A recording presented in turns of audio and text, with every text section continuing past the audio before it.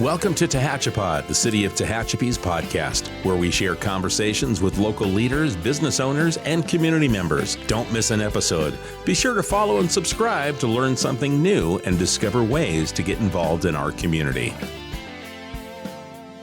Hello, everyone, and welcome to Tehachapi. This is Bailey, and today we are excited to share a conversation our team had with TextMyGov. Keybudge, Rachel Hallowen, and I spoke with Tawny about how TextMyGov helps us communicate more easily with the community. We discussed everything from scheduling passport appointments to promoting community events like last year's summer concert, and so much more. Now let's go ahead and listen to our full conversation.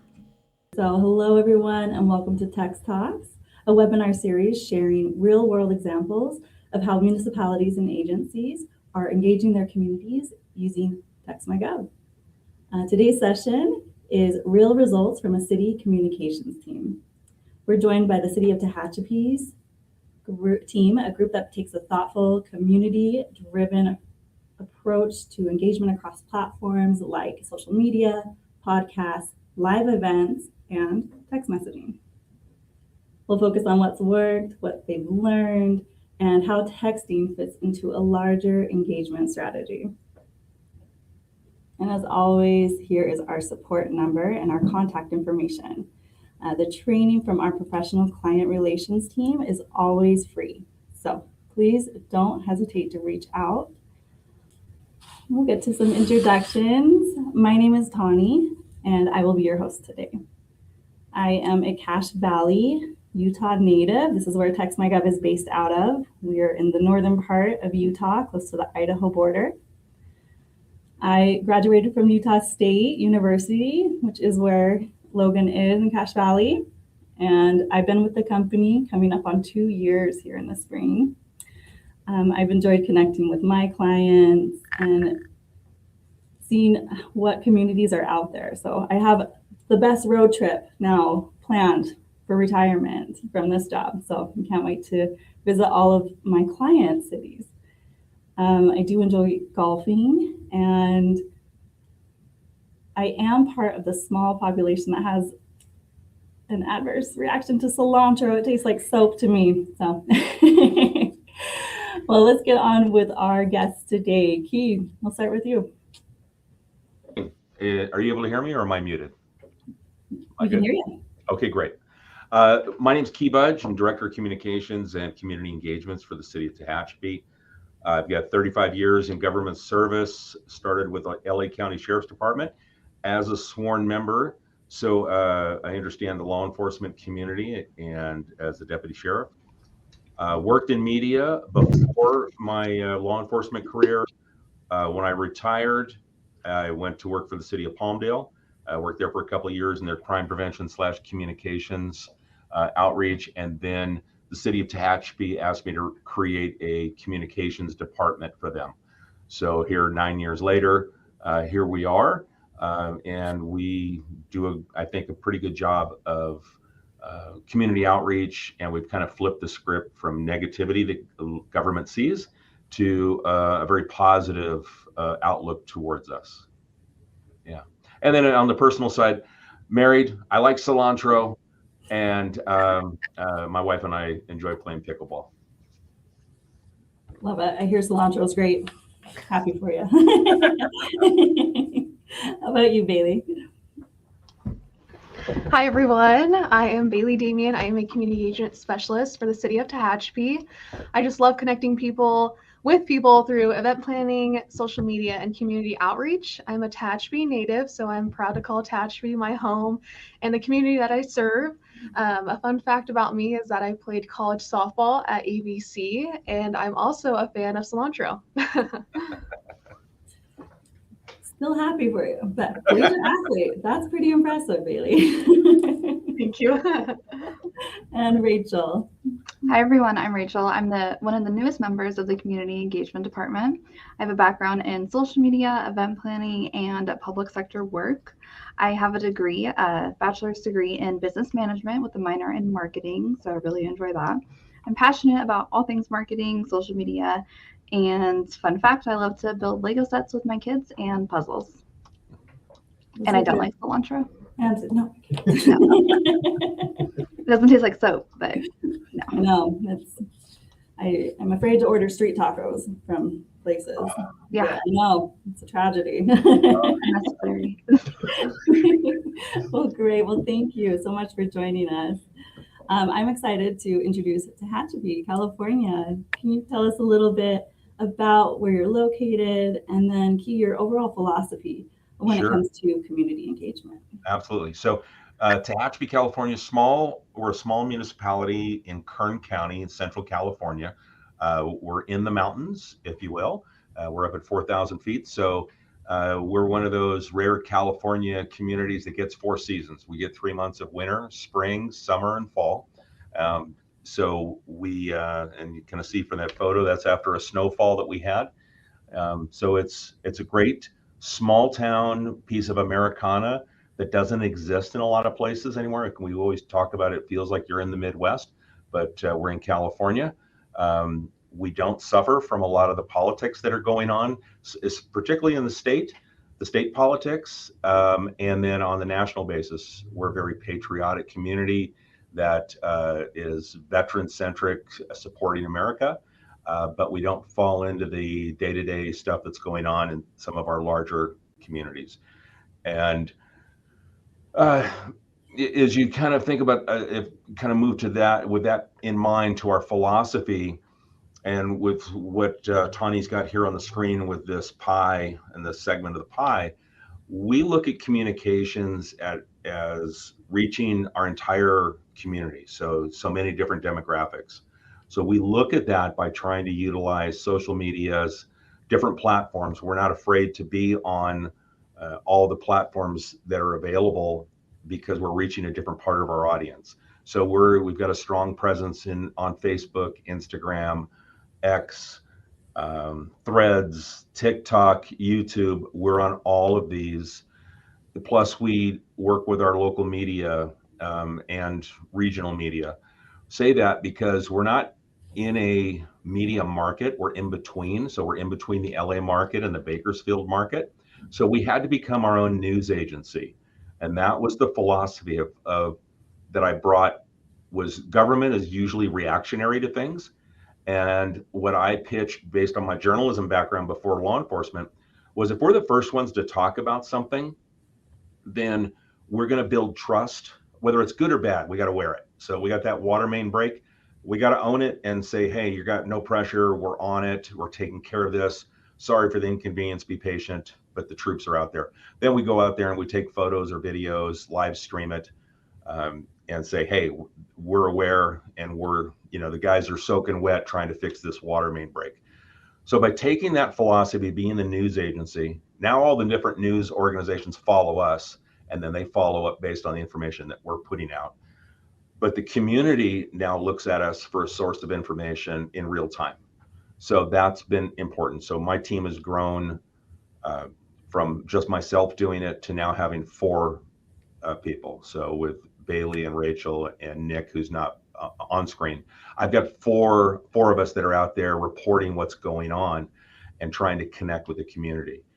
By doing that, we saw the negativity, the negative comments, the trolls, the keyboard warriors stop. And we would see community members saying, well, did you read the press release they put it? Did you watch the video? Because all that information is in there. And those people start silencing themselves, and we don't even have to comment. We removed emotion from our posts. We removed emotion from our reactions to things or questions. Give them the facts and stick to that, and we're okay with it. And then if they want to go on the freedom of speech pages that are out there in social media and talk trash, that's fine. Go ahead. Don't care. Yeah. That's what the freedom of speech is all about. So that's kind of our philosophy. The city, there's 10,000 residents, and then surrounding communities totals about 40,000. Yes.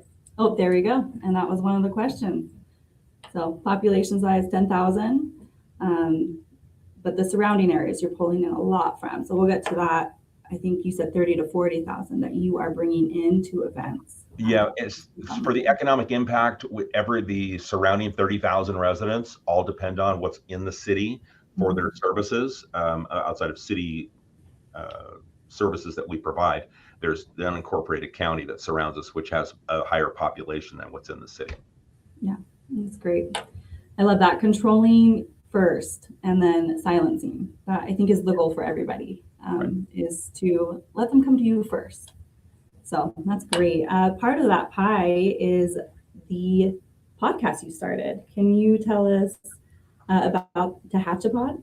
Sure, absolutely. So with Tehachapod, and when you think of like breaking down the pie with social media, one of the other things that I pitched when I came on was where terrestrial radio is kind of going away and podcasting is much more the norm, that we listen to Spotify, iHeartMedia, whatever, Apple Podcasts. So we looked at our demographic and understood our community, that 65% of our audience commutes to either Bakersfield, Edwards Air Force Base, to the east, Palmdale, Lancaster. So knowing that they've got a 30 to 45-minute commute, we targeted a podcast that's 20 to 30 minutes long that gets hyper Tehachapi. So we talk about our community. So we'll talk about projects, capital projects, and things that are going on. But we also do shows where, like yesterday, I brought in the Chamber of Commerce and we highlighted 2 local businesses. So we do enough of the feel good, let's promote some of our nonprofits, special events, other businesses. And then I get my message about roadways and repairs, infrastructure that's going on. So we kind of blended together, where one show is about whatever topic, but we reach these people and they listen for a much longer period of time. So they'll digest the entire 30-minute podcast, where if I get a news story that goes out, I'll get a 10-second soundbite and a 2-minute story of some reporter's interpretation of what's going on. So here I can really control the message in that outbound, and then we share it on all of our socials. So it gets really good exposure within the community. We're going on 7 years, 600 episodes. So we always try to have at least 1 episode a week. And it's really easy to produce. It's not a time consuming. Once you understand how to do it, it's really a piece of cake. But ours is a conversational style, similar to what we're doing here, Tani, is we're having a conversation. And as you're recording this is a podcast. I mean, this webinar is a podcast. So that's what we've been doing for the last 7 years. Yeah, and it's great. And I think we also, in our conversations, you're reaching that younger demographic.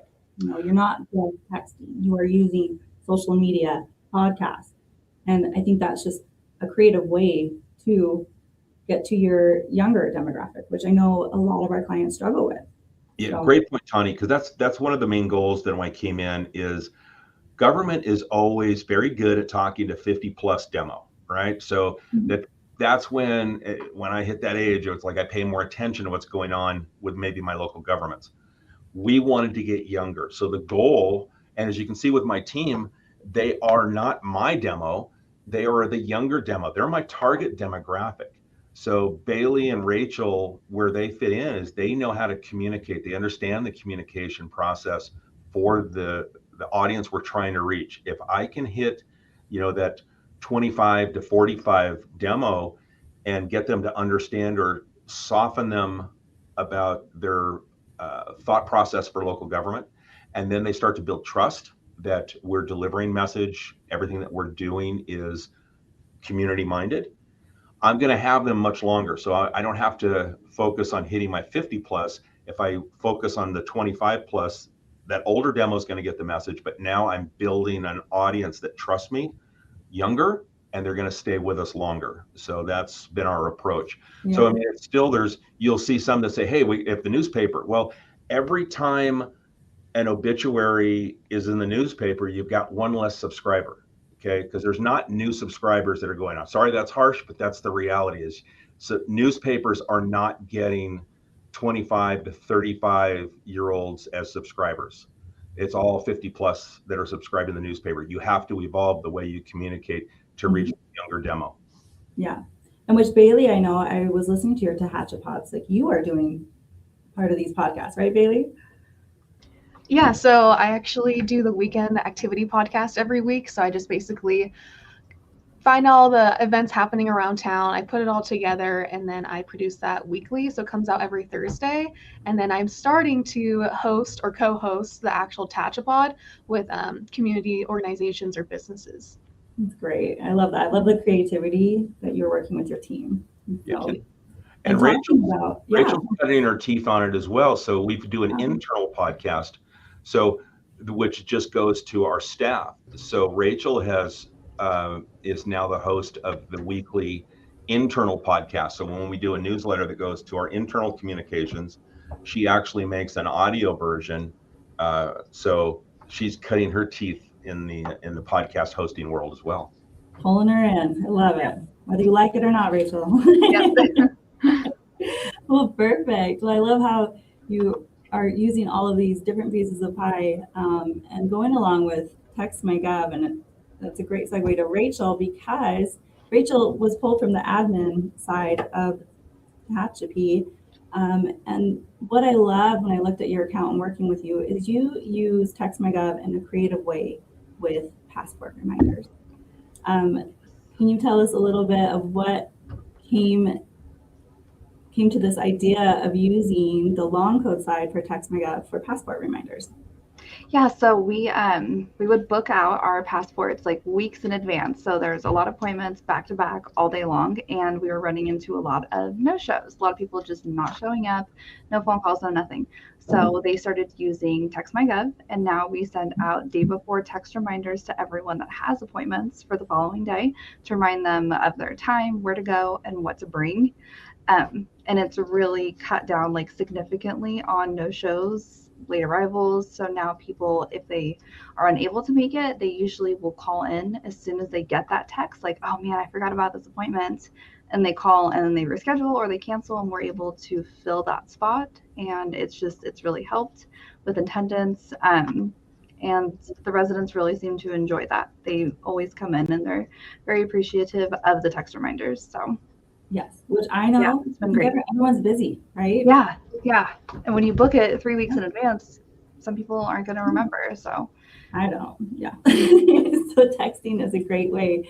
And I think speaking with Key as well, you said you have these numbers that you're sending them out. They've provided your numbers. Mm-hmm. And Key flipped it to build this. You have been a client since 2021. And Key, can you give us a little insight of, all right, well, I have these passport reminders, and how did you build the program? Because you have, it was 3,000 long code users. That's a lot. 3,000 on the 10,000, 30% you have gotten. Yeah, if we've got, if you think about a 30% penetration into your market that have opted to send me notifications about potholes or whatever their question is, that's, to me, is a huge success. Well, that's what we did. Is once our admin team started sending out the reminders, since they had chosen to give us their cell phone numbers, they had chosen to receive a text reminder. I then piggyback on, after Rachel would send out that message to, appointment number 1, I would then follow it up. If you would like to opt in and receive or have the ability to send us messages, report problems, issues, please respond with hello. And then if you'd like to receive push notifications about emergency alerts or community events, so we sent them a text with that based on the fact that they gave us their cell phone number and they chose to receive a message from us regarding one. I piggybacked it with this built-in message, and I did it every day. So if we filled 10 appointments, I would go in end of the day and send those same 10 people another message. So it wasn't like a spam text that they got from me, because it was already a trusted, they received the City of Tehachapi text reminder for passports. Hey, this number can also provide you with other avenues to communicate with us. Because when we look at things, Tani, and we talked about that younger demo earlier, communicating via text message is now something with Rachel and Bailey and your generation is a norm. For me, it's a learned behavior, right? A form of communication. This younger demographic, they've grown up with it. It's a part of it. The cell phone's in your hand. So if we can say we're available via text message, you don't have to come into City Hall. You don't have to call and go through an automated line to press the department you want to. You can send that one-word message. That's why we're now seeing 30% of the community like, yeah, I'm in. I'll send that. I'll let you know via text message. It's much easier than dealing with, a call center, if you will. Exactly. And I love that. And you've done that legwork, just the creative ways you have found, like, oh, wait, we have access to this. And it really doesn't take long. It really doesn't. I mean, it's a few minutes, but if you build it into your day and you say, okay, for the next 10, 15 minutes, I'm going to dedicate into trying to acquire new users. I mean, we send out the press releases and we put on social media, and that has a return. But here's a direct source where they expected a text from us, and now we say you can enhance and receive additional texts regarding special things. That was a win and really easy to do. And it's something you don't know, Tani. So yesterday after we had chatted, I went and talked with our admin services director about other ways that we could use it. We have a municipal airport, so they are now going to use TextMyGov for their inspections. They do hangar inspections as required by the FAA. So they are now going to contact and remind the hangar inspections, because they have a 50% show rate.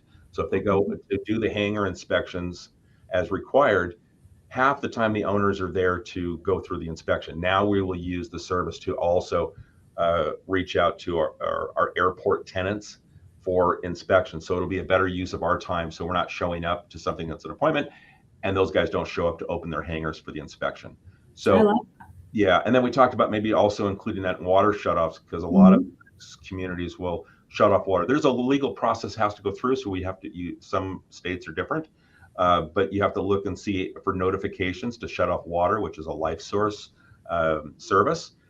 You have to go through certain steps and processes. But if you can add the text message, now you can save your public works or your water department from having to go out, do a shut off, and then an hour later do a turn on because the client ran in to pay the bill. You can remind them to pay the bill. So I don't know. I think it's if you think about how to use it, it really can, with other departments within your agency, it really pays for itself very quickly. Exactly. And I was talking to another client where they had just spent hundreds on stamps. And then it was like a light bulb moment. Wait, we have texting. So if anyone here uses a creative way with the 10-digit sign, put it in the chat. We're here to help and just spread what you've used it for. And that's, I think, is a win for everybody. We didn't think of that. So that's perfect. And I know during trainings for a lot of my clients, we delve into lists versus notifications. City of Tehachapi has built out their 10-digit sign. That's that long code user number. We have just rolled out really your 5-digit number, the short code. And a lot of questions I get asked is, what is the difference between list versus notifications? So list is what you, as on the admin team, was using, that 10-digit long code number. List is no opt-ins required. Residents are able to reply back. It's 25 registrants per list, but you can have multiple lists. Versus our notifications. And notifications are coming from that 5-digit number, and residents do need to opt in, but replies are not allowed. It is a one-way communication, and there's unlimited registrants per group. And you can have as many notifications groups as you would like, which turns to how has the notifications gone? And I know Bailey is in charge a little bit over the events. We just rolled out the database. We have uploaded that. We have sent the welcome text. How has that gone, and how is that going to impact these events, Bailey? Yeah, so TextMyGov has been super helpful when it comes to events, just because you can send out that reminder of, hey, this is happening this weekend. For example, we had our summer concert series that we started last summer, and so we didn't know what the attendance would look like, and so we sent out a text of just, hey, this Saturday, join us at Railroad Park. Here's the date for Four of a Kind. That was the band who was performing, and I think we had, over 300 people in attendance, so it turned out to be a great event, and TextMyGov was super helpful just because it sent out that reminder. And you could also send it out we have community blood drives that we have hosts every once in a while. It's usually once a month, but those are good to send out maybe a month in advance because those are appointment based. And I know appointments are very highly encouraged rather than walk-ins. So that way you can send a reminder, hey, community blood drive's happening in a month. Make sure to use this link to book your appointment. That's perfect. And I know a lot of these events have amazing flyers and PDFs involved. There is a way you can send out flyers and PDFs via notifications. If you're unsure, reach out to your client relations specialist and they can send you some screenshots on how to do that. And we're excited for you. You think you said you have 142 events in Tehachapi? Yes, so 142 events. That includes our Tehachapi Walks, which is a weekly walking event that we do every Wednesday. So many events this year. We just keep adding them on. I love this. Over a 9-month period. During winter it's cold, so January, December, January, February, there's not much going on. All built in the 9 months. Yeah. And I love these Tehachapi Walks. You guys are, again, building that trust with your community. Can you speak on what you do on these walks? Yeah, so that was something we started a couple of years ago, and then we turned it over to our Parks District. It's a different government agency because it kind of was recreation. And then that kind of went to the wayside, and then our police department actually asked if we would bring it back. And because they got a lot of great interaction, it's kind of like, coffee with a cop. But now we're doing something healthy, and it's a different demographic again that comes. We've seen moms with strollers and then seniors, and they take a 1.5 mile walk through downtown. Bailey mapped out a walk that starts and ends at our police department, and we take off at 1 o'clock every Wednesday, and we see it grow and grow. So we try to make sure we still do community outreach face to face. It's not all technology driven, but because of that, we reach more slices of the pie. I love it. Such great ideas. Tehachapi, California is on my list. I think it's so great what you do and how you serve your community. It's truly an inspiration to all of you. So going on, what's next for Tehachapi? Using TextMyGov, what's your message to our audience about TextMyGov? Well, I'll tell you from my perspective, you guys cold called me 5 years ago, and I was, the timing was right. I was able to take it, and I don't usually take cold calls, but you guys were brave enough to call. I probably put you off a couple times and took the meeting. Glad I did, because you guys are so responsive. And I will say, as a client of 5 years, you guys will prod me more than I ask, reach out to you, and you'll say, hey, you'll be asking me, Tawny, what can I do to help you? How can I help you market? Because you want us to be successful, because obviously then we stay as a client. So, but your outreach to your clients speaks for itself, because we've been able to grow. You guys create special marketing pieces. Just most recently, we talked to you about creating a piece that we were doing an emergency preparedness seminar, which promoted the emergency notifications, because our agency, we just dropped Nixle. And so we had both Nixle and TextMyGov. We dropped the Everbridge product, and now are strictly a TextMyGov. So our PD will utilize this, our push notifications for emergency things as well. But you guys were right there. Boom. I said I needed this. You guys created it with a QR code. And so when Bailey and the team went out, they were able to have something right there that dealt exactly with what the topic was for emergency preparedness. So your availability to answer the phone, answer emails is one of the big reasons why we will remain a client. I love it. I mean, you can keep going, but I'll stop you. But sorry, that was all you wrote on the script. No. Yes, yeah. Your eyes are moving. Perfect. Well, I have enjoyed working with both you and getting to know Bailey, and can't wait to get to know Rachel more. We can't thank you enough for joining our webinar and hosting it. We're just going to move into our Q&A portion now. So let's bring up some questions. Please don't be shy. Ask away. Yeah, I'll say, it's just so everyone knows, it's really easy to work with this team. But you've got to roll up your sleeves a little bit and be willing to go out and attract your audience, your community, to opt in, to want to take the that text service. But I think it's when you realize the benefit of reaching a younger demographic, it's a big deal to having text capability. Like our police dispatch has text to 911 capabilities. So we understand technology needs to be integrated. You can't forget, the traditional ways to reach your community, but this is a great tool to have in your portfolio. I couldn't agree more. So you said it best. Well, perfect. Is there a question? There is a question. Hey. All right. From Bridget, can you tell us more about timing is everything? What do you find is the most effective time to send out alerts? Does Bailey want to take this, or?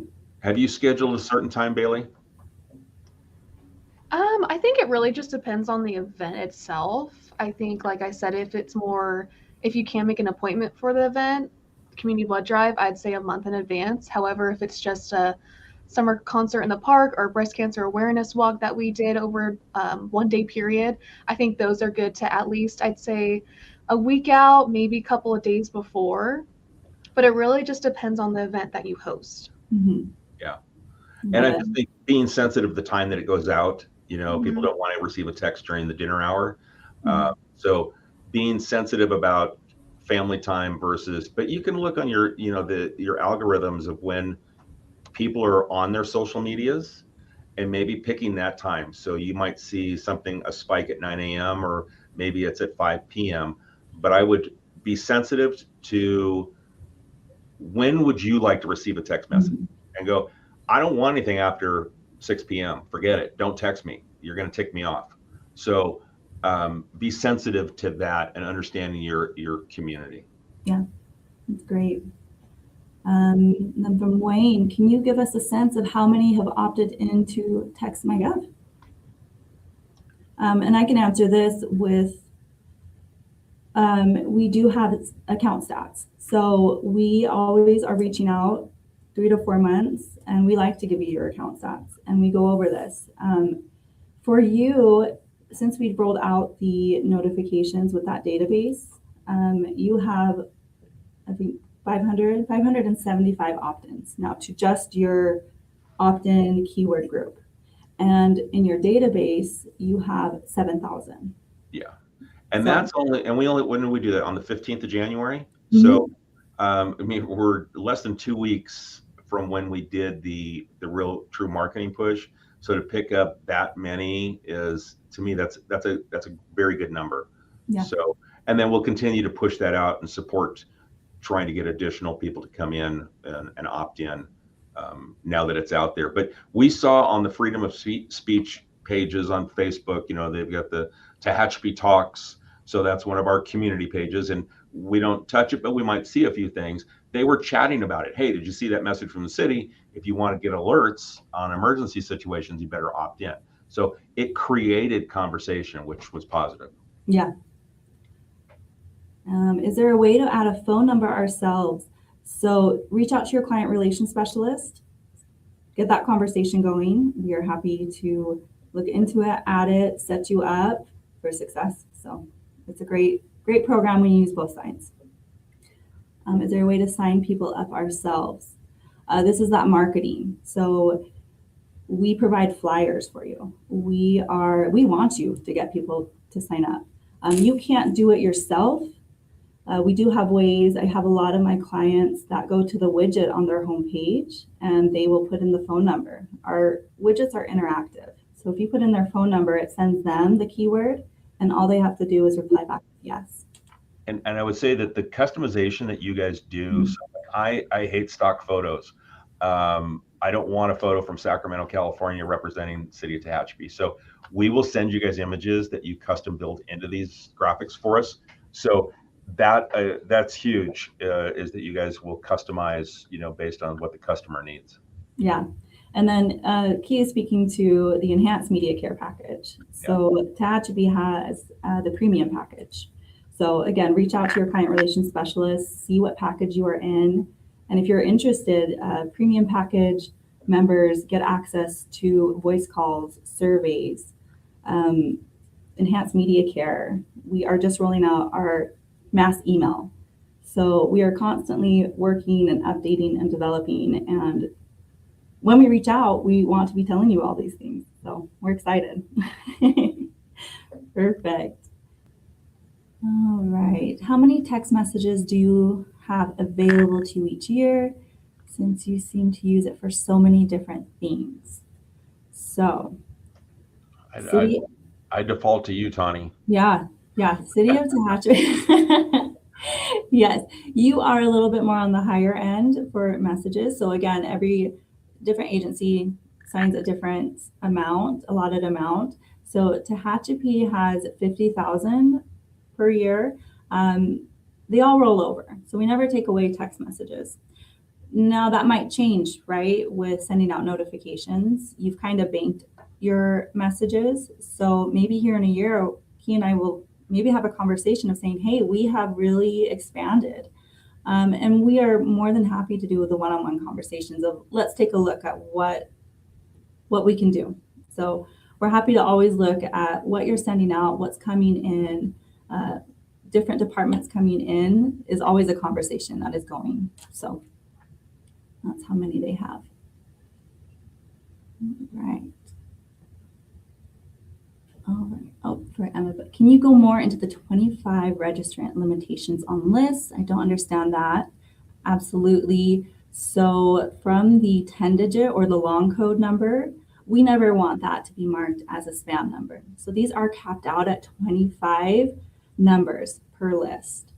So I've never seen someone be marked as spam, because that would be you taking a list and just consistently spamming the same numbers. So those are 25, but we can have multiple lists. So if you have water shut off 1, 2, 3, 4, you can send them all to that. We would only be concerned if you were sending to that 10 times a day. So that's why there's 25 there. Oh, this one's for you guys.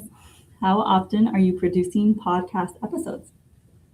Yeah, so at least 2 a week. So we actually have 3 podcasts.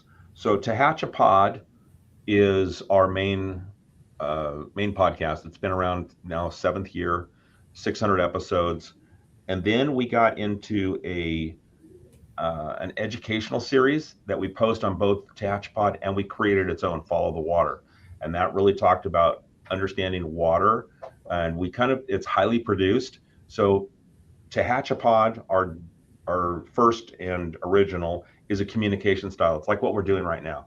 We're having conversations. Maybe it's with the Rotary Club or whoever's producing this event, or I'll bring in my city engineer and we'll talk about a capital project. So each one is its own topic-driven episode, but our episodes will change from episode to episode. Bailey hosts one that's the same every week. It drops on Thursday, so the community can count on that. Rachel hosts one that comes out every Thursday internally for staff, where we produce an internal communication newsletter for staff, highlights from all the departments. So we improved our internal communications, and then Rachel will narrate basically that newsletter for internal staff. So it's like a 2 to 3 minute pod.